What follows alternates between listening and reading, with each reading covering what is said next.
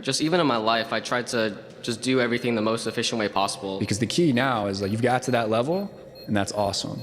Let's keep you here. In Counter-Strike, so many of the things are in the timing, right? Sometimes 1 second is way too much. Because I feel like some of my persona in Counter-Strike changed who I was as a person. Oh, what? Jumping double for gold!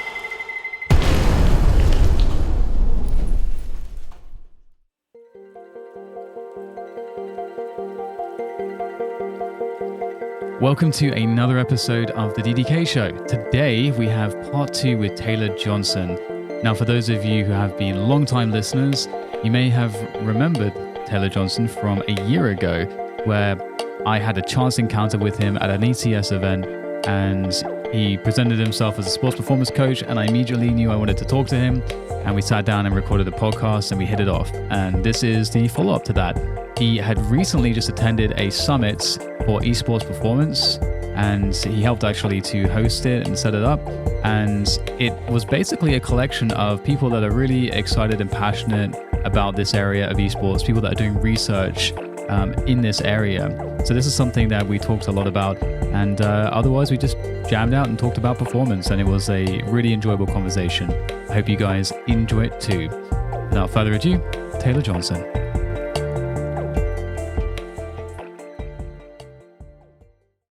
All right, I've got Taylor Johnson here for a part 2. I spoke to you, maybe, I haven't checked, but maybe it was even today, a year ago.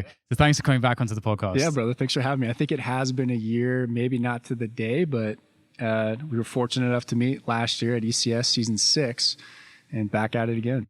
Yeah, it's so cool because, you know, we've obviously stayed in touch, and a lot of people really enjoyed the episode that I did with you because, I mean, you're bringing in a perspective that is not something that we normally would see in esports. If I'm just talking to someone I'm going to find in the green room, and obviously I found you in a green room, I'm not going to get a conversation like that because you're moving into the space from the traditional sports world as a performance expert. We don't really have performance experts in esports. That's a very new thing, and I guess that's why you got into it, because you're like, there's a gap in the market over here. Let's see what I can do. I mean, can you speak to kind of like what really motivated you to get involved? Yeah, I mean, there was a number of things. First, I just love, when looking at the industry, I really fell in love with it, got intensely curious. And I think I said this on the last podcast, but, you know, my passion is performance, but it's my curiosity that navigates me through the world. And so when I came across the opportunity to get into gaming and esports, you know, I looked at it like any other traditional sport of like, okay, well, how do you train? How do you recover? What's practice look like? What's travel look like? And I was like, wow, there's way more similarities than differences. And that really piqued my curiosity. It's like, okay, what can transfer? Like, what's a lateral transfer and what's not? And there have been some people in the space. I mean, there's actually some people doing really great work on the performance side, and more people are getting involved, which is really exciting to see. Because for me, my biggest goal in all of this is to promote health and wellness to millions of people worldwide. And why not do it through gaming? So the more that people get involved in the space and the more that people are having this conversation like we're having now, the better, because it's going to level up everybody. I think I fell in love with the idea that the way that you just communicated it was really cool.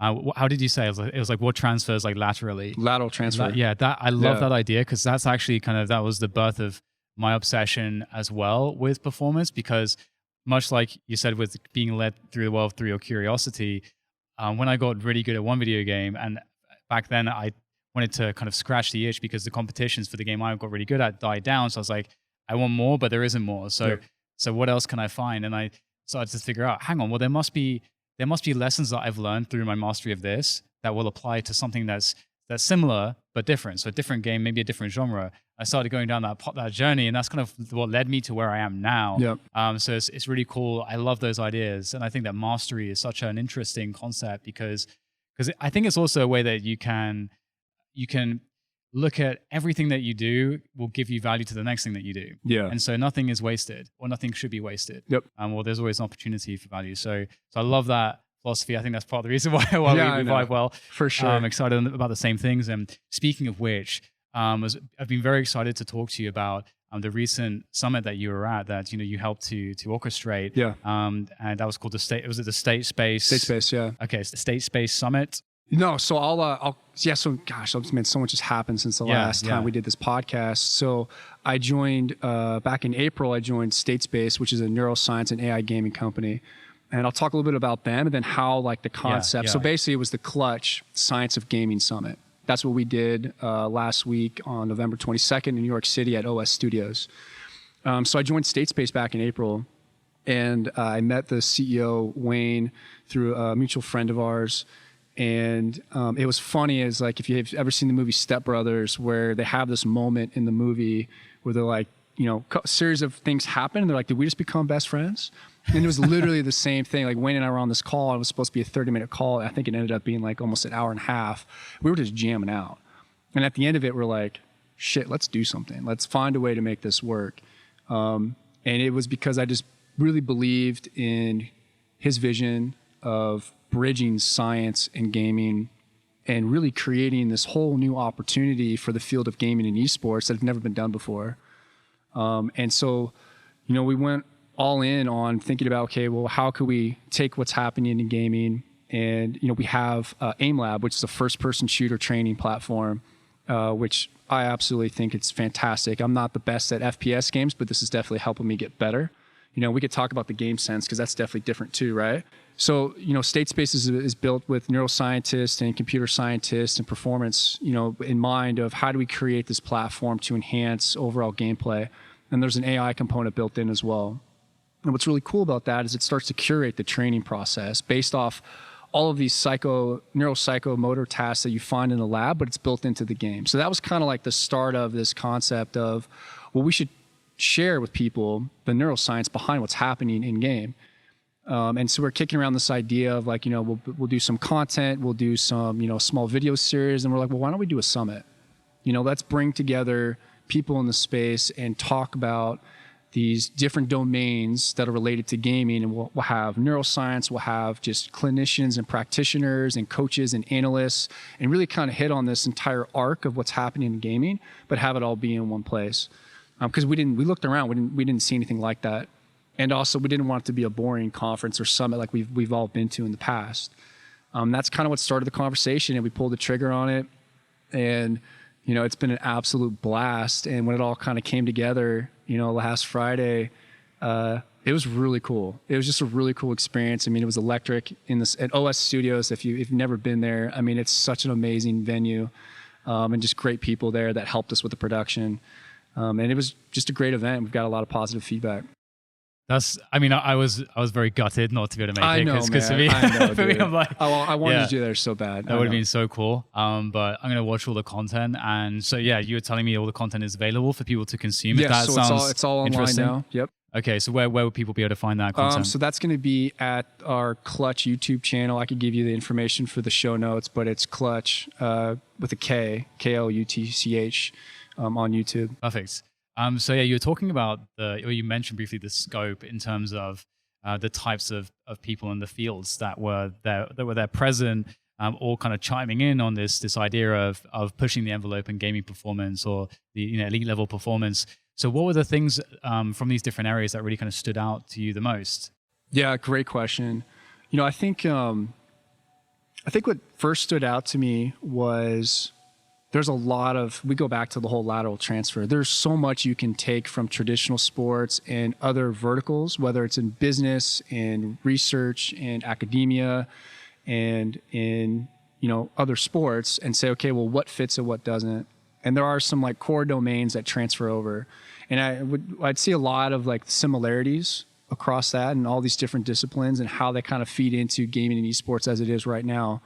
But I think, every single panel, I think something stood out to me. I mean, the first panel was with, COOs and GMs of teams and organizations talking about how are they viewing team chemistry and dynamics on building these winning organizations. And I thought that was really interesting because they're pulling on inspiration from traditional sports, but they're also pulling on their experience from being in gaming for as long as they have.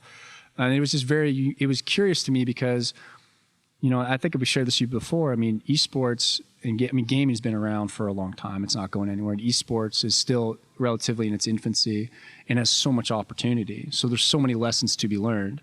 And I think in looking towards these other verticals, you could say, okay, what's been done well, but more importantly, what's not been done, and let's not make those same mistakes. So I think that was the overarching theme for me was okay, there's a lot of really good information here. Let's take what's needed and what's useful. And then let's also learn from the mistakes and the downfalls of what hasn't been done so well in these other verticals.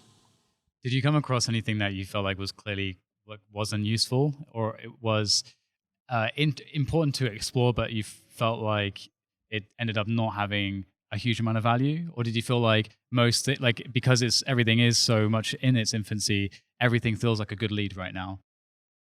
From the summit? Yeah. Oh, I would say everything was like spot on. Yeah. I'm Awesome. a little biased, Yeah. to be honest, but I felt like everybody brought a really unique perspective. And I think at that point, that's always valuable. I think perspective is incredibly valuable. The context in which you use it, that's based upon the individual and how they want to take that information and deploy it with their team. But I think, from having pro players, former pros, streamers, coaches, and analysts in different genres of games, and understanding, or not different genres, but different gaming titles, really. I think, because I'll pause on that. So what was really interesting to me was our coaching and analyst panel. We had, Gears of War. So Nick Ashes, from the most winning coach in Gears of War. And then we also had Brian and Jacob from the Minnesota Rockers, so relatively new Call of Duty franchise. Then we had JP, who's an analyst from the New York City Subliners. And it was just really cool to get them to jam out and talk about, the differences in their backgrounds and where they've come from. A couple of them came from finance. A couple of them came from, psychology backgrounds, and had either played COD or Gears they're for a majority of their life, and then kind of turned it into career. And I think it was just really interesting to hear their kind of story arc and just the lessons learned from all of that. All of that's incredibly valuable. And then how they communicate. Because the Gears team is a different beast of sorts with different analytics and different problems versus the Call of Duty. And that conversation was incredibly interesting to me, because then they're going back and forth like, well, I'm looking at these metrics and this is how I have this conversation. How are you looking at it? That's like, to me, that's so cool, because then you start to look at this lateral transfer. And, most people find solutions for problems only when there's a problem. But when you can start looking to other areas and say, well, what kind of problems are you having? Maybe I may not have that problem yet, but I might. So let me pick some information from that. Right. Just having effectively just some kind of a framework or totally to kind of guide your expectations in terms of what's important and what's not. Yeah. That definitely makes complete sense. I know that it's always been really interesting for me, because being in different parts of the gaming world, different gaming communities, even if it's as small as, I came initially from the Quake community and in terms of playing at the top level and so on, and then kind of going across different games like CS and StarCraft, whatever it might be. It's really interesting to see how those unique problems from those specific games tend to shape the discourse. Of course, it would be like that, which is where, as you're saying, that information sharing comes into play and is extremely powerful. Like, for example, I'm pretty excited about a podcast I'm going to be recording in the future, because it's going to be with it's actually the Team Liquid sports psychologist, and he's got a poker background. And poker, when I tried to play poker, I had a really good mentor, and I was playing for a year, and the greatest lessons I learned from poker were all sports psychology things. Yep. Like when I was like learning all these lessons, I was still playing at the same time. I was finding to myself like, all this stuff's actually way more useful to me in competing in these esports titles than it actually is to me in poker. And so yeah, you're talking about that kind of that transfer, and also the cross-pollination element is so valuable. It's like when you're a player, even, let's say, you tend to make, or at least in my personal experience, some of the biggest gains and biggest leaps you make is when you're just good enough to get into the next tier of players, and then suddenly you're in an environment where you're the worst again, or something close to that, and you get to see and learn how everybody handles stuff at that level, and it's a huge leap. And that's, again, like you have to get everyone in the same place. And so I'm glad that you found that you guys solved that. Because I think I said to you, it's like, oh my God, this is so cool that you're doing this. Don't think there's anything else that's like this that exists. So pretty damn cool, cutting edge. And that's very exciting. Yeah, well, thank you, man. You touched on something I want to kind of circle back on. So the psychological frameworks are incredibly important. And it's a really good distinction to have. It sounds like when you kind of leveled up or you went through these different tiers of gameplay, You had that growth mindset. And I think oftentimes some people are intuitively keen to that. Other people's it needs to be taught to. And I think I'm looking forward to that conversation you have with the sports psychologist from Team Liquid, especially with the poker background. Because those frameworks, I mean, what you'll find too is, man, everything transfers over to everything. It's just the context in which you choose to look at it, right? And I think from the psychological frameworks and how we look at, kind of how to set up self-evaluation or self-observation evaluation, and then these tools and tactics on how to then address different areas to improve on. I mean, that stuff transfers over just to life in general.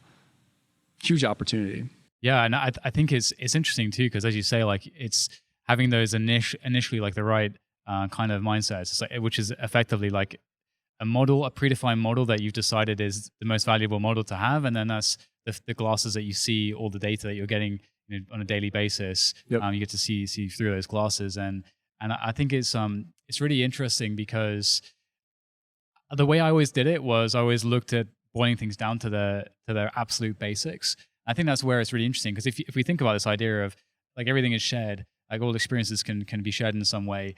We're all human beings, and that's kind of at the root of it. So it's like, okay, well, we're emotional and intellectual creatures, or emotional and rational. So how do those things interface, and how do those things help or hinder? So it's like putting those things that are constants in the context of gaming, and the thing that we care about is performance. So now you got the context in the beginning of the framework. It's kind of like I think a long time ago when I was starting to think about these kinds of things, I made this.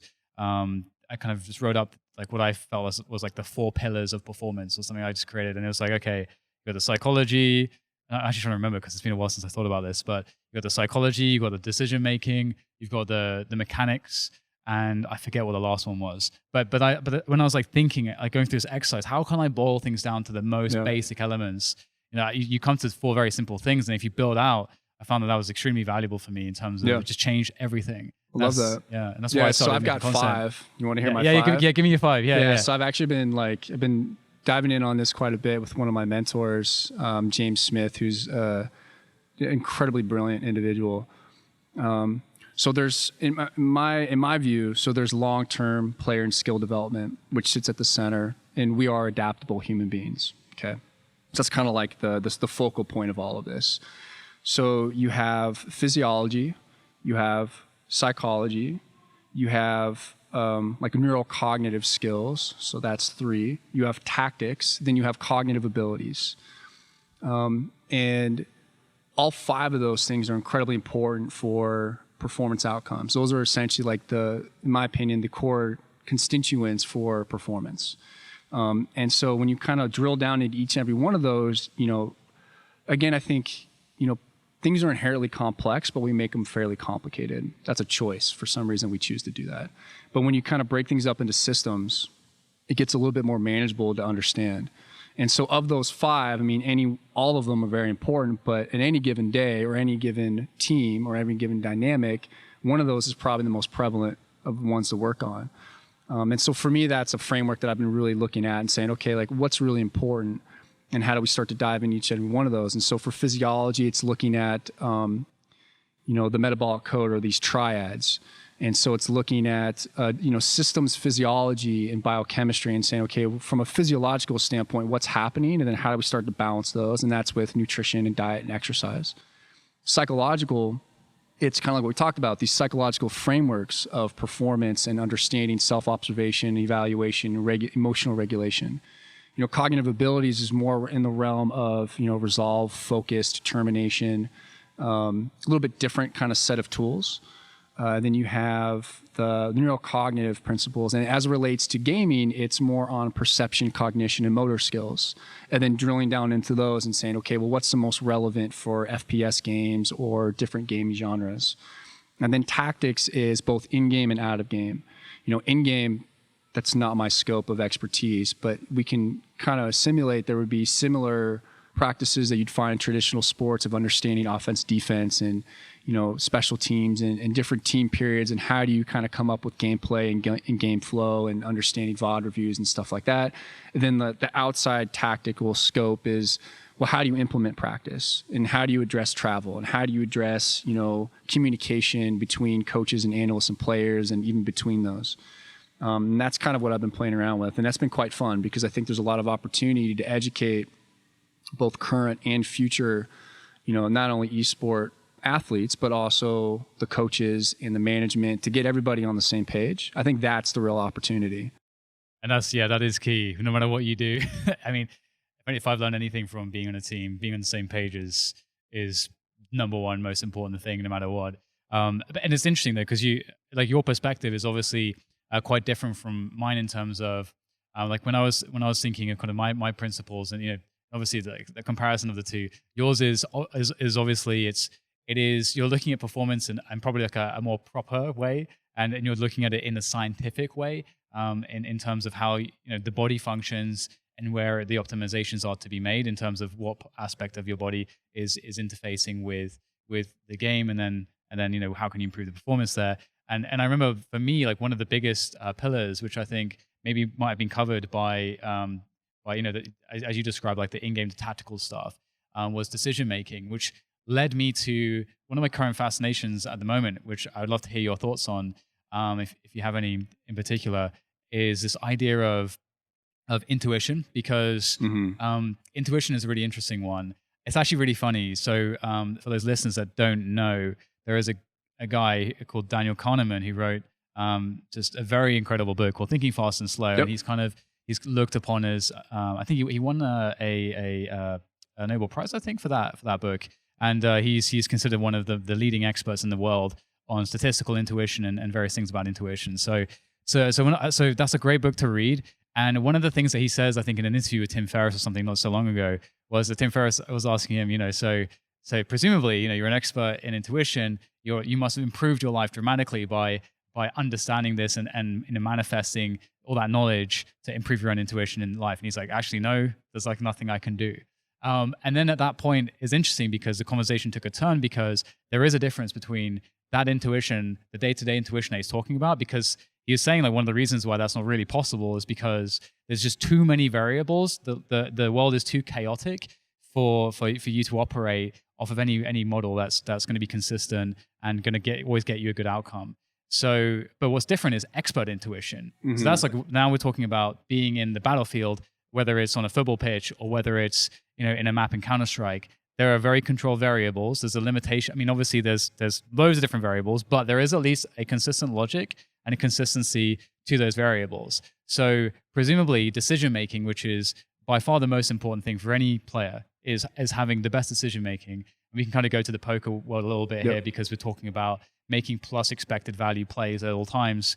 And so to understand what the best plays are all the time, you've got to have an understanding of the game, and you've got to train your intuition to know how to interact with data before your conscious mind can do anything. Sure. Because you already have to have that programmed. So my fascination is, with laying all that context out there, is there a way to effectively create a training regimen that actually allows players to more specifically train their intuition in certain spots? So maybe break it, so instead of having a whole map of decisions, boil it down to certain scenarios where there are still variables present, but try to drill the intuition in a way that's more effective than just spending the hours and hours and hours. It's a bit more that's not really as guided. Yeah. If you see what I'm saying. Yeah, I'll say it back to you. I just want to put a pin in that real quick. I realized I made a mistake in my 5-point model. Okay, so we'll come back to it after this. Okay.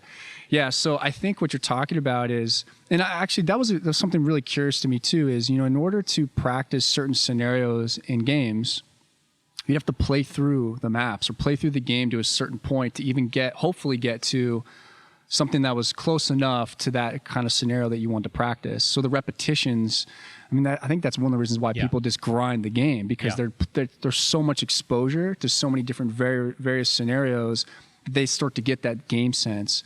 But I would venture to say that's quite unhealthy, because then you have to play so much. So I think to your point, yes, it is possible. And it's also a double-edged sword, because if you have a bad model, then you'll create bad habits and then ingrain them. So then there's issues there too. Yeah, great point. So then it's a matter of, okay, is it perfect practice? Yeah.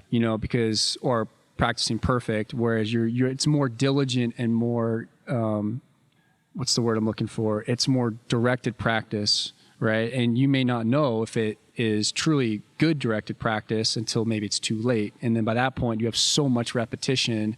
Well, then you have to kind of like unwind all of that, right? Yeah. So yeah, I mean, to be honest, I mean, that's a big part of what we have in Aim Lab is we have these specific scenarios. You know, we have a free play section in our game where you can actually go through and play parts of maps and focus on different areas of your gameplay. I mean, I think that's going to be a continual evolution of looking at the games that are out there right now and saying, okay, well, how do we start to compartmentalize that into, you know, an analogy would be like in football, and I'm talking about like, you know, soccer, European, right? Not American football. And that's where you have small-sided games. Yeah. Or you have specific drills to work on components of the game itself, but in a much condensed version where you can actually work that type of game set. It's like the part whole approach. I think that's very possible. I mean, it's happening now, but it's still like in its early stages.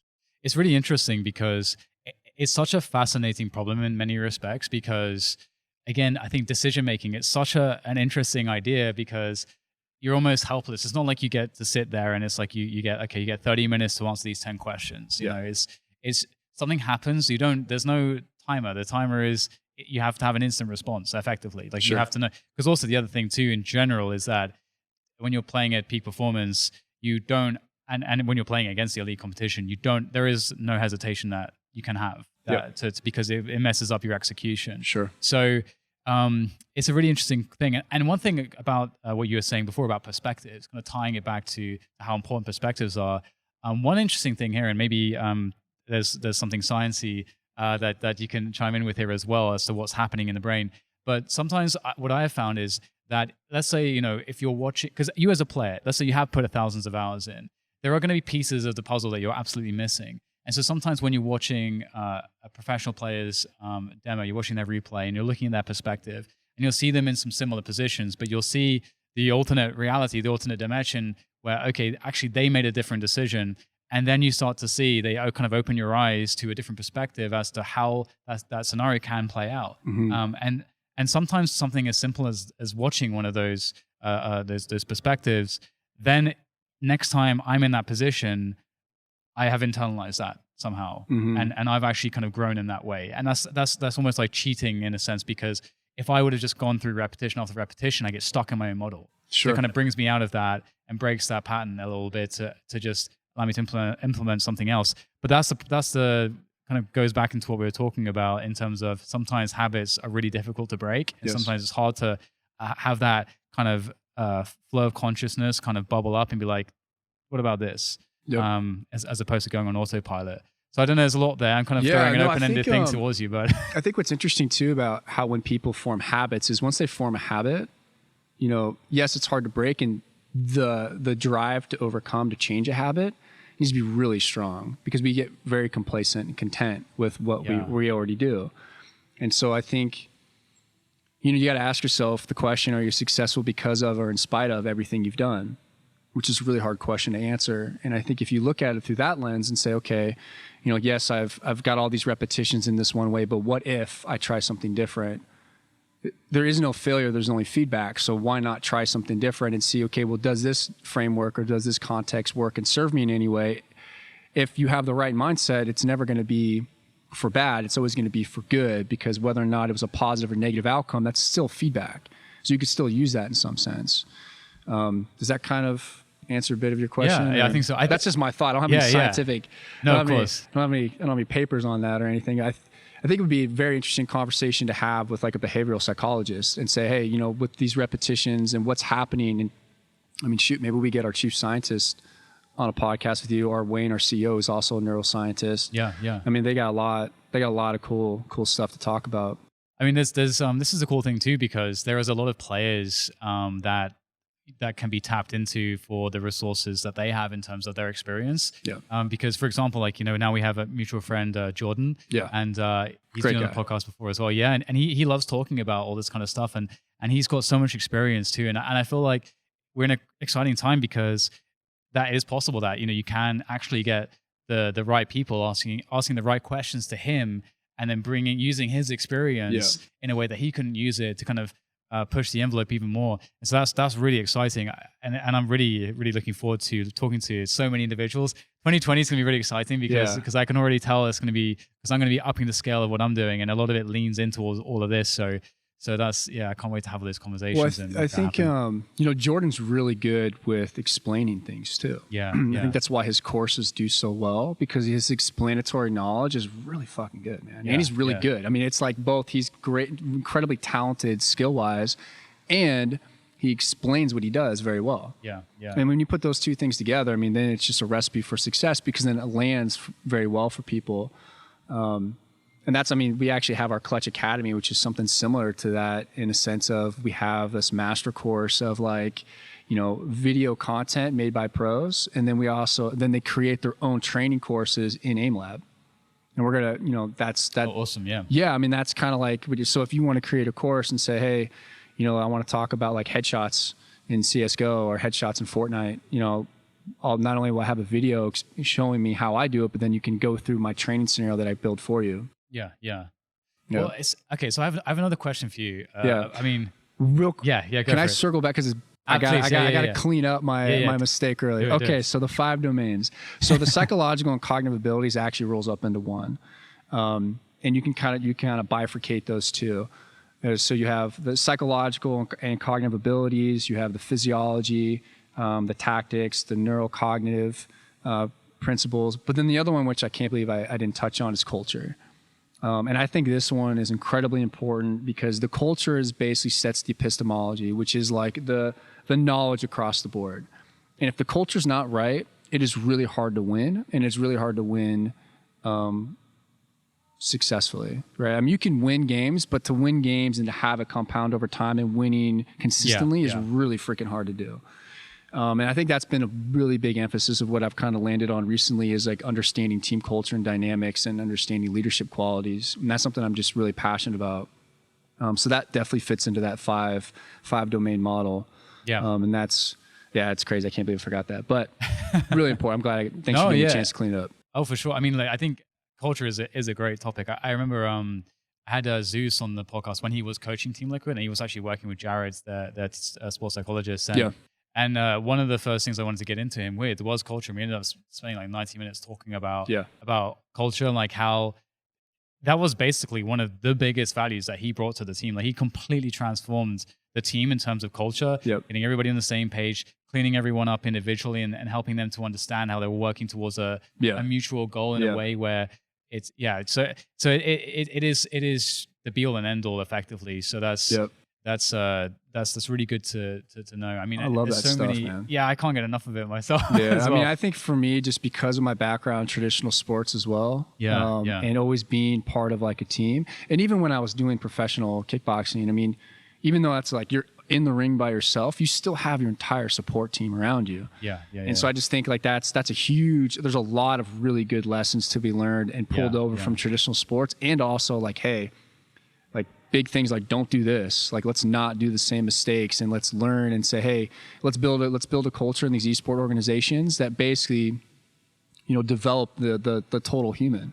Yes, because then you're going to be more successful for life after gaming. Because it's a chance to level up humanity. I mean, why not? Yeah, I mean that's the thing that is what performance. It's just everything is inextricably linked together. So everything is connected, and that's actually really an interesting point, because given everything we talked about up to this point, there's a bunch of different ways to take that point. Because I could loop back some of the things we've already talked about, or I could go forwards. And I'm going to go forwards, because we can go back easily. Sure. And I'm going to ask you, you're having a summit like this, when you're bringing, all the neuroscience, you bring all the science together on gaming, on how to find these edges at the elite level.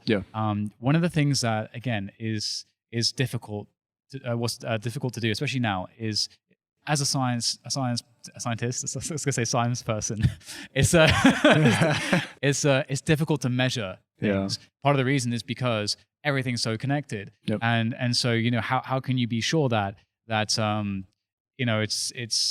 let's say a guy's been taking a bunch of supplements, and that's the reason why he gets a better performance, or is it because he slept better, or is it because he's actually just played really well in the game at that point? It wasn't actually those things at all. Like how do how do you separate these things? Are they separable? Or, so what's your take on this? Yeah, that's a really good question. It's really hard to say. I don't know if we'll be able to answer that specifically because there's so many other variables in play while someone's playing.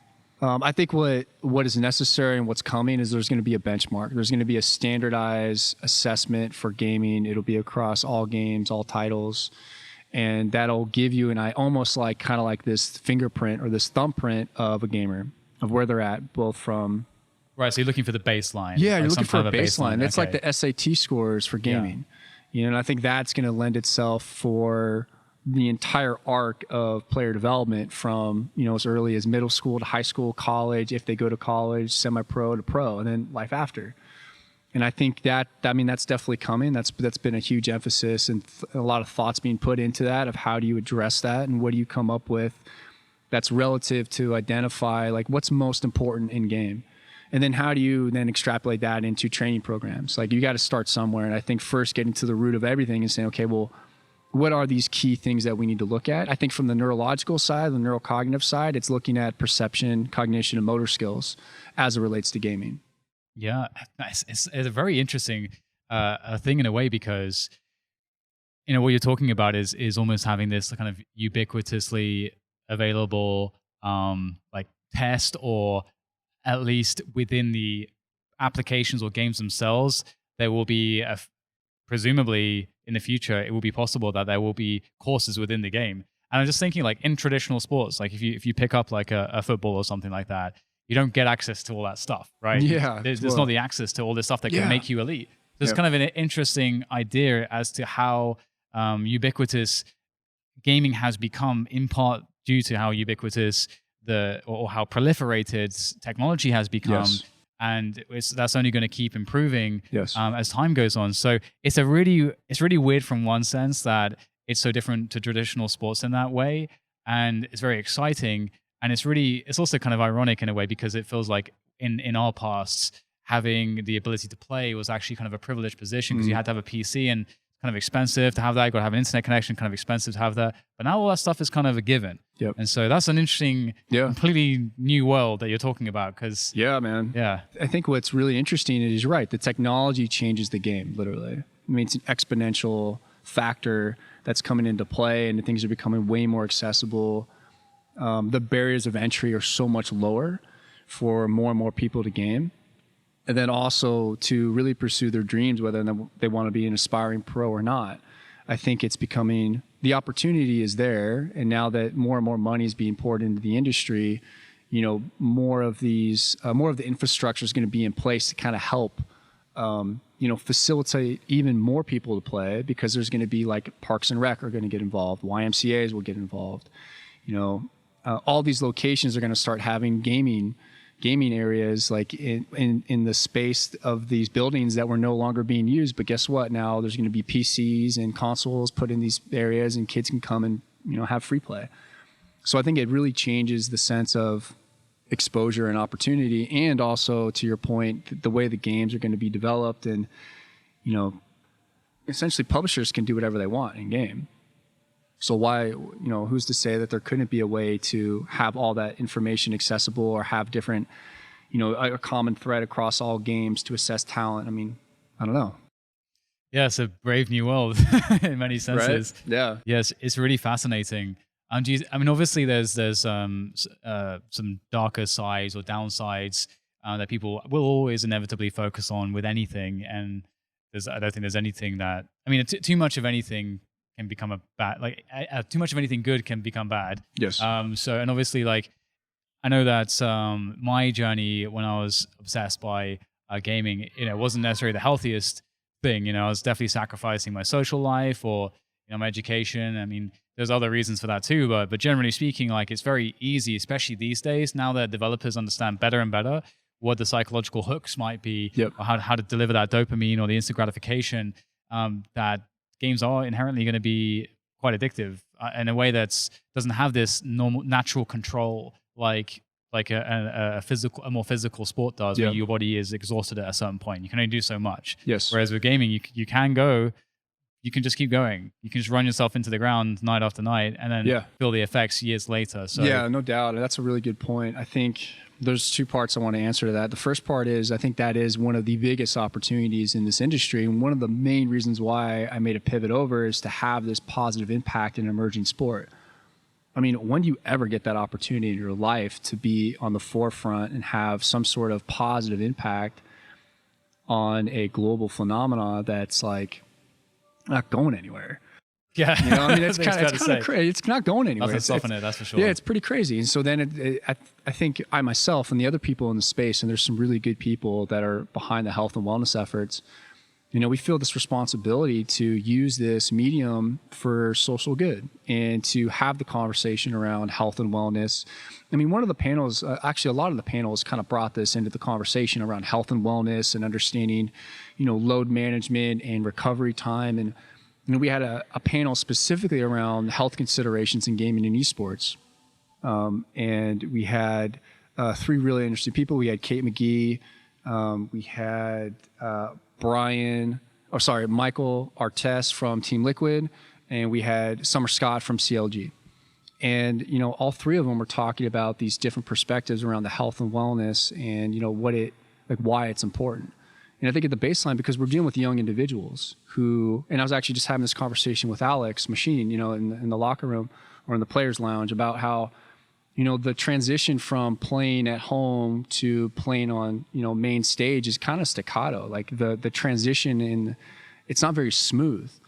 And a lot of times, that could be pretty scary, I think, for a lot of people. And so not only from a psychological, you know, having tools to be able to deal with that, coping mechanisms, but then also understanding like, hey, if you want to play as long as you can, you got to have rest and recovery and take care of your body and move a little bit each day and eat good food and hydrate.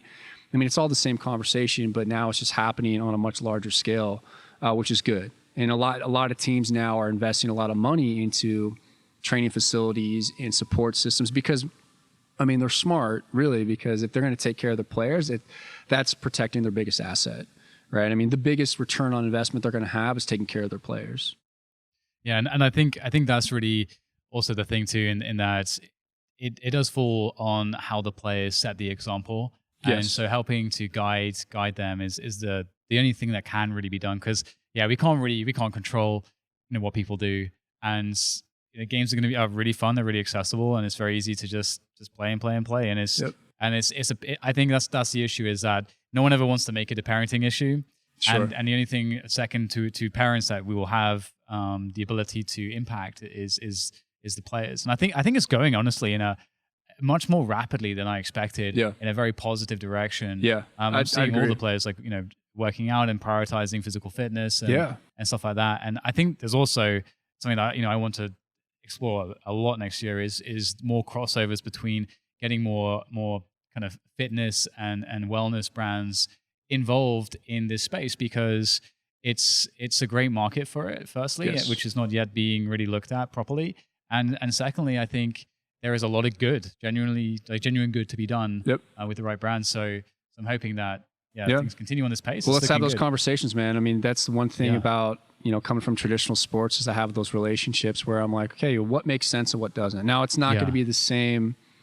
You know, the one thing, the wrong thing to do is to like do a complete shift over and try to fit a square peg in a round hole, because that's just not going to work. But I think really figuring out what makes sense and what's going to give the most benefit to the players and you know, really the fans and, you know, the industry itself. I think that's where the real opportunity is.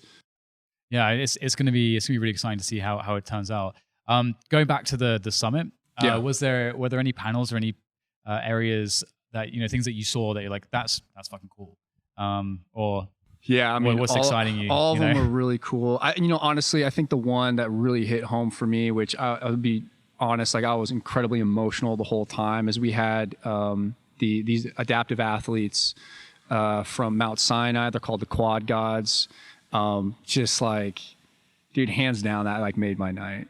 You know, I'm actually getting emotional just thinking about it, but really it was like, so David Petrino is the director of innovation rehabilitation from Mount Sinai.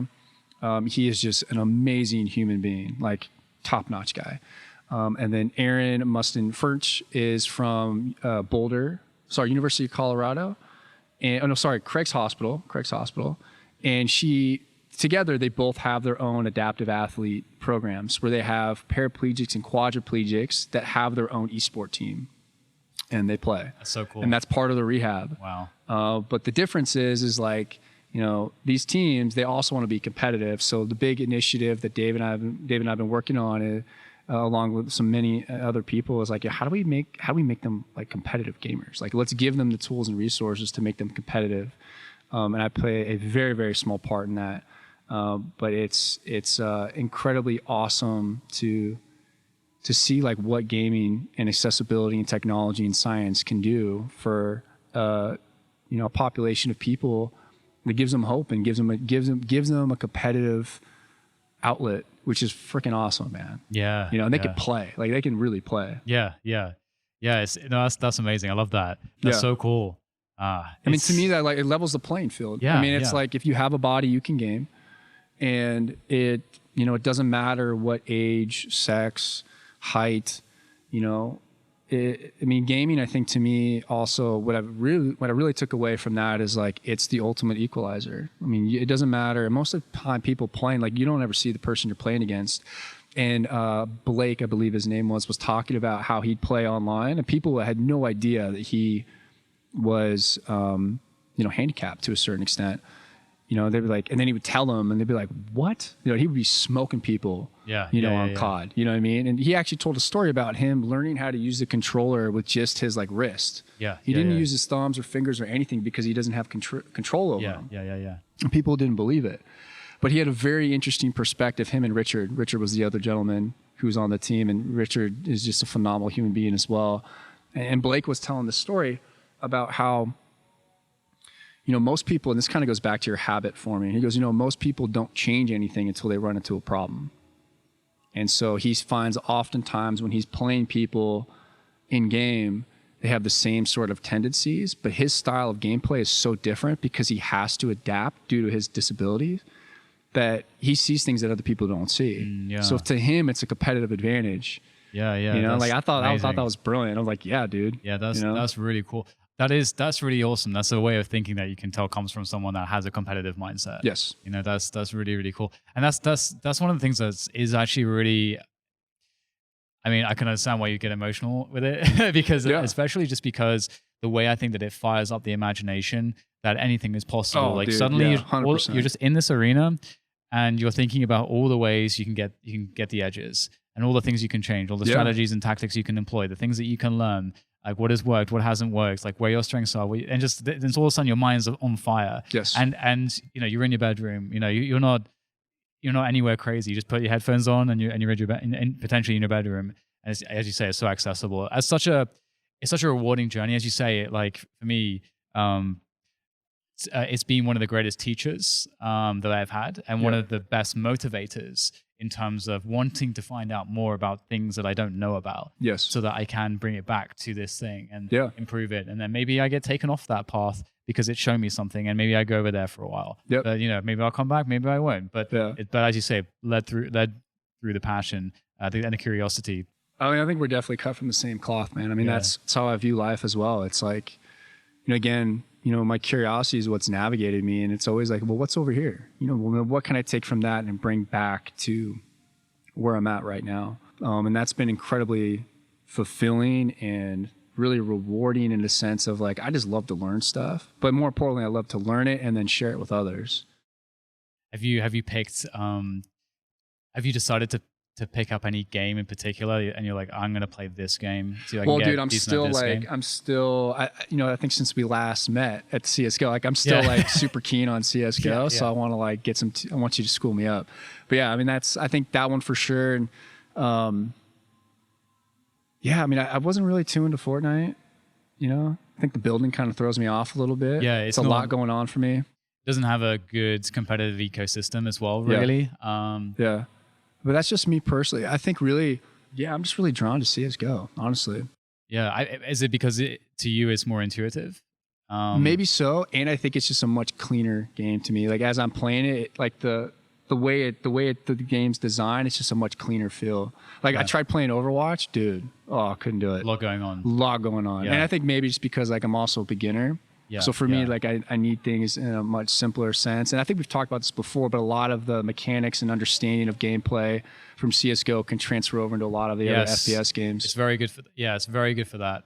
I think there's just the right mix of the mechanical element in terms of just getting good with the mouse, having good mouse control, and having a good relationship between like your movement skills and how that interfaces with the mouse, and then the cerebral component of what decision is a good decision, right? And how do I do that? And I think it does that in a very good way, because Counter-Strike is extremely nuanced, and I think another benefit is that because unlike the newer generation of games like Overwatch, where they kind of lock you into a class in CS, like you're only really tied down by your economy or your team to some extent, but everybody has the same movement speed. And anyone can carry any different weapon based on like what they pick up. Anyone can buy the same. Everyone's like in the same spot in that sense. Yeah, I think that's really useful in terms of transferability as well, because there's just always something that you can do. Yep. And I think most people benefit massively from starting with that, getting good at CS first. I think if you go to anything else after CS, it's like a lot significantly easier. Sure. So yeah, it's definitely a good choice. Yeah, good choice. Yeah, you can play Brittany. She's actually got her into it as well. Yeah, well, I'll get Leanne into it as well. We'll do like a date night where a couple will battle. That sounds awesome. That'd be a lot of fun. Let's do it. That sounds fun. I'm into that. Awesome. So we're about 10 minutes away from the hour. Okay. So the thing is that's interesting is I feel like we could open up a bunch of different various threads. For sure. But is there anywhere you'd want to take the discussion in the last 10 minutes? Yeah, man. I mean, I think what I'd like to do is ask you a question. Okay, yeah. Maybe the last 10 minutes I interview you. All right, let's go for it. I think what I'm curious about, because I know you're a deep thinker, what are you currently kind of thinking on or spending a lot of time contemplating as it relates to gaming and performance, and what do you think is going to be the next evolution in gaming performance in esports? Yeah, it's a really interesting question, because performance is such a nuanced and as we mentioned, an interconnected thing. I think one of the things that for me is interesting is the idea of focus and also decision making, because the two things are obviously, I mean, everything's connected. We just covered that, but those two things dramatically assist one another. And for me, my philosophy has become, if you're in you need to generate the sensitivity, the reference points. And we talked about this last time on the first podcast. You got to generate the reference points in terms of where your state is at, given what your values are. So if your value is focus, or if your value is, let's say you're having issues with anger or whatever it might be, just being able to understand what it feels like to be focused and what it feels like to be extremely focused and what it feels like to have no focus. Yep. Having the sensitivity for that, and then also how that relates to decision making, and also the quality of feeling truly motivated to want to make, like to really want to make the best decision and not to just be running through the motions. Yep. These are the kinds of the things I've been thinking about the most recently with my own play, because Sure. I've been playing quite a lot recently, and that's what I'm those are the improvements I'm making the most. I feel like, yeah. Have you read any about the inverted U principle, about this optimal zone of arousal and performance, and then also flow state? Are you familiar with flow state a little bit? So I'll butcher his name, but like Mihai Csikszentmihalyi, did all the research at University or Chicago, I believe, about flow state and understanding kind of like this arc of how you kind of get into this optimal. It has to be just challenging enough with the right kind of focus and intensity to kind of get you into this flow state. And there's a lot of different ways to drop into that. But this inverted U is essentially, there's a point at which you get, hyper aroused and your performance drops off, or under aroused and your performance drops off. But then there's this optimal zone. Yeah. And I just heard Michael Gervais talk. He's a sports psychologist for the Seattle Seahawks and also does a lot of really cool work outside of that, consulting. He talks about like, what's your 5? What he means by that is like on a scale from 1 to 10, on the x-axis and the y-axis, you have excitement, so from 1 to 10. And then you have like your mental state, like calmness, like either super amped or down, right? So where those two intersect is a 5. not everybody has the same level though. Like he was interviewing a surfer and he was saying, well, I like a 7. He's like, I'm more of like at a 7 where I'm a little bit more on edge, but my focus is like still there, but I'm more amped up. Yeah, I thought that was super interesting. So I think maybe that's kind of what you're speaking to a little bit.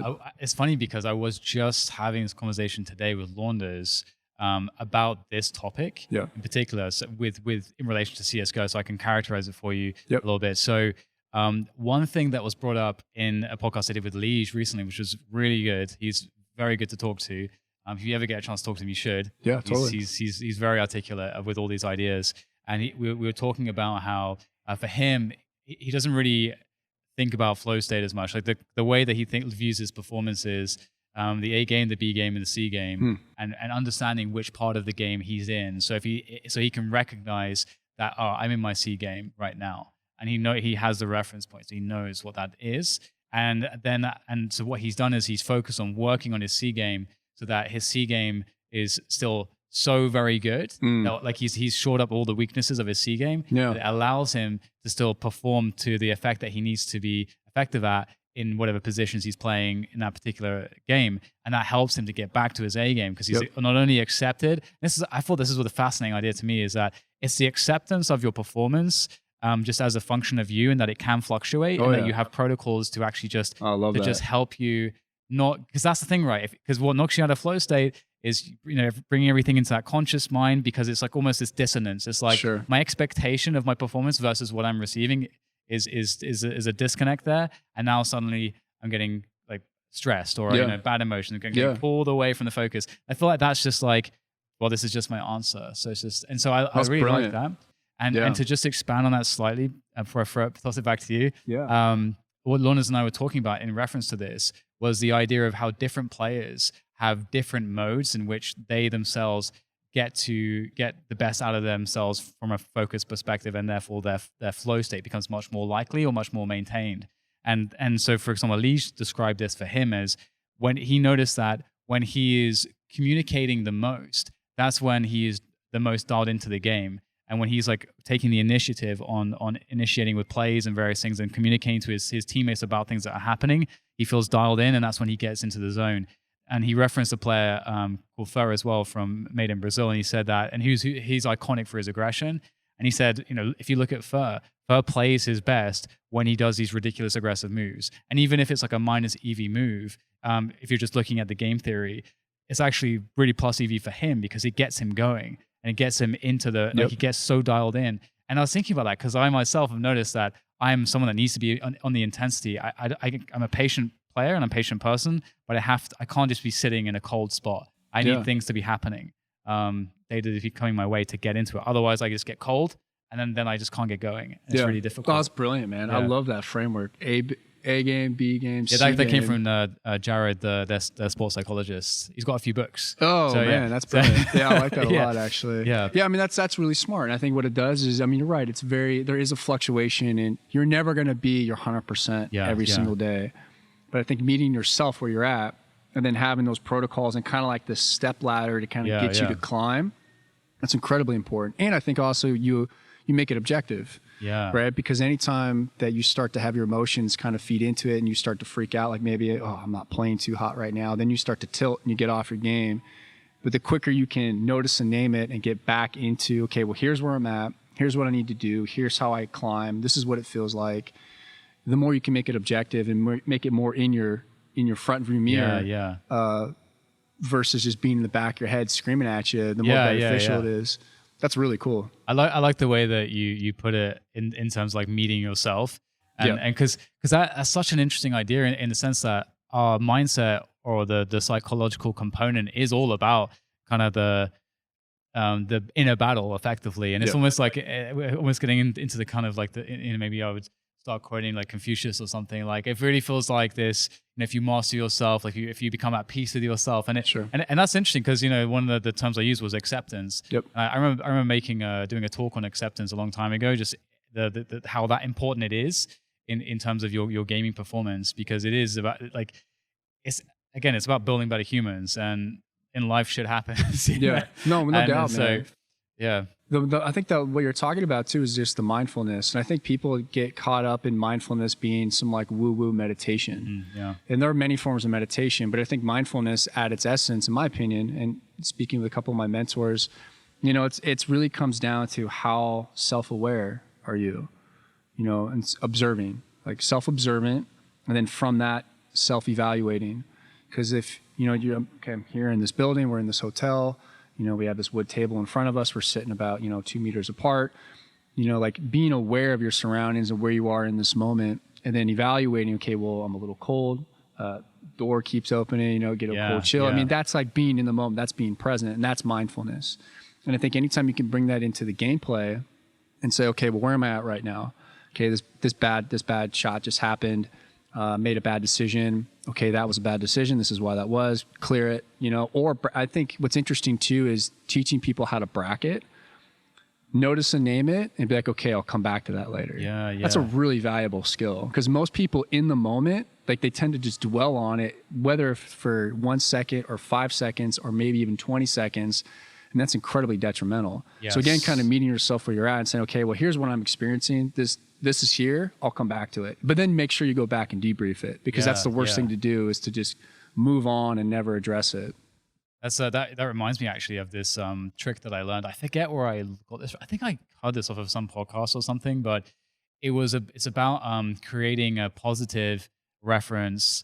So for example, so it's about having a positive reference that you've conditioned yourself to have that you can then use in the moment of frustration, whatever it might be, or to prevent tilt. So for example, I think this came from some famous tennis player or something, whereby he every time he would like make a mistake or something would happen that was bad, he would kind of slap himself on the thigh as like a reference. And to him, he's saying, when I slap myself on the thigh, that is to remind myself that every mistake is kind of helps to complete the journey to the greatest mastery possible. So every mistake is a win. There's just kind of, I forget like the specific like phrasing of it, but basically it's about every mistake is a win. And that's kind of slaps himself on the thigh, just to help jog yourself. Yeah, it's cool. I guess, and just having that physical kind of thing. I thought that was a really interesting idea. I started using that and I actually found that to me that's actually valuable. Actually, sometimes it doesn't help, but quite often it has helped. Yeah, so, I mean, man, we could probably do a whole conversation around different psychological tools. One of my mentors does a lot of consulting for the NFL and also for special operation, like SEAL Team 6, and works with them on, before deployment and after deployment.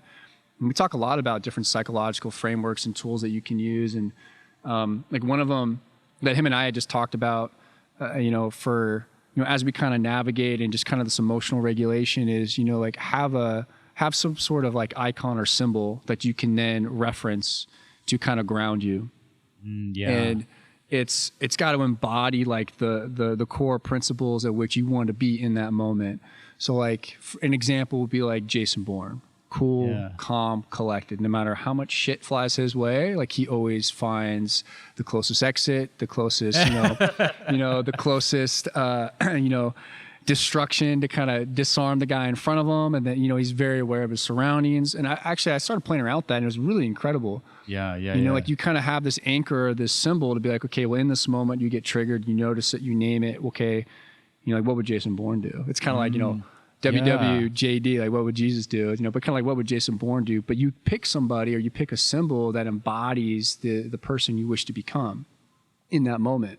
I find that to be incredibly helpful. Kind of like a visual mantra of some description. Yeah, it is almost. Yeah, it is. It's kind of like this verbal anchor to remind yourself, okay, like in this moment, I can be cool, calm, and collected. Yeah.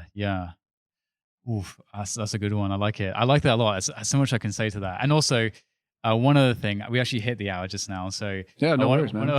One other thing I really wanted to, because you asked me about what are the things I've been thinking about recently. Another one I've been thinking about a lot recently is the sheer scope behind the idea of visualization, because visualization is something I use, like I'm using it 100% of the time when I'm playing. Basically, it's very important. But I was wondering, if there is like a greater scope to it that I don't yet understand, because ultimately it is like priming the brain.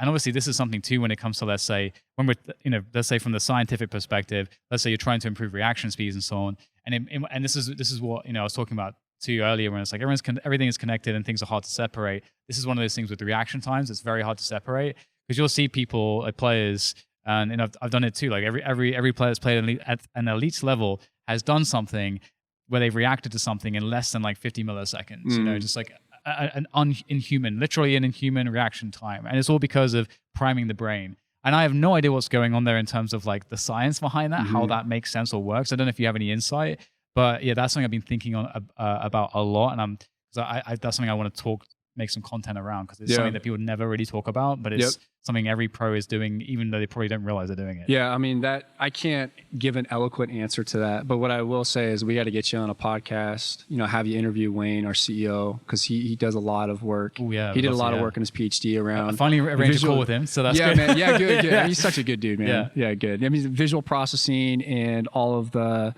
all of the neurocognitive and the motor skills and perception. I mean, he's done a lot of really cool work in that space.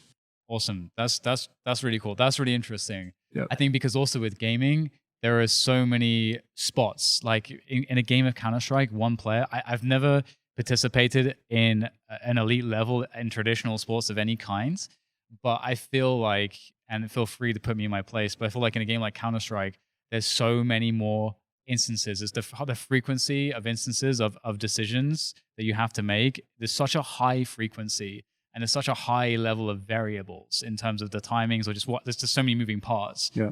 So it feels like that's like a really big focus. Like some of these elements are such a big focus that haven't really yet been documented or really talked about in a way which is all that substantial. Yeah. So I agree in that, some of these games are incredibly deep in terms of all the intricacies and nuances and, composition of what's going on and what given time. And I mean, it's really impressive. I mean, that's one of the things that kind of blew me away when I really started looking at gaming. I was like, man, this is crazy intricate. I had no idea. Yeah, it's hard to imagine. It's hard to imagine if you haven't played it or anything like that, or really looked at it and given it like an open mind. It's so hard to imagine. And I think what's interesting is that happens in traditional sports, but there's so much more gross movement going on that people tend to overlook those nuances. But they're still going on.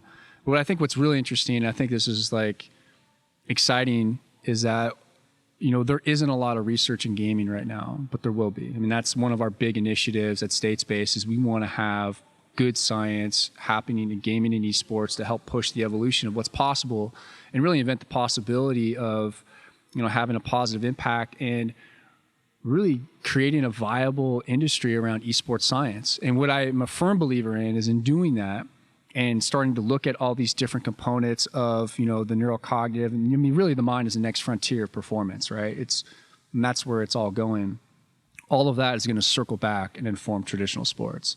It's going to complete this loop. And then, like we said, it's all connected. The only difference is that on one end of the spectrum, it's going to be highly cognitive with little physical output. On the other end, it could be highly physical with still an amount of cognitive output, but it's just different, right? I think that's the real exciting part, man. It's all the same stuff. Well, I think that's a great place to like close down the podcast because I want to be respectful of your time. Sure, man. But on a final note, do you if people want to kind of follow what you're doing or want to sort of support what you're doing, how could my listeners who are intrigued by you, how could they do that? Yeah, so Twitter is what I'm most active on. That's Coach T_Johnson. And then, give Statespace a follow. That'd be awesome. So that's AimLab GG on Twitter and Clutch GG on Twitter, and then just statespace.gg. Check us out and give AimLab a try. I mean, it's in beta right now, so it's free. It's free. Yeah, it's free. It's free on Steam. It's in beta. Like, give it a shot and break it, and let us know what's wrong because we're trying to make the best game possible, the best training platform possible, for the users. And we love our community. So I just give a shout out to all the people supporting us, and it's been a phenomenal journey, especially for me, still transitioning and, learning something new. And I just really respect the industry. I mean, it's been going to the eSport Awards and meeting a bunch of people and just seeing like how passionate people are about gaming and esports. Just, it's so much fun, man. Yeah, well, thank you so much for joining me on this for the second time. Yes, brother. I'm trying to think if I've had any other repeat guests. I don't know. You might be the first. Oh, I feel honored. Or you actually no, Moses. You and Moses. Oh, I'm still repeat honored, guest. man. Yeah. You know I love hanging out with you. Yeah, dude. absolutely. Next time I'll try to schedule like 3 hours or something. Let's like that. do it, man. You know I'm up for it. All right, thanks, man. Thanks, brother. Cheers.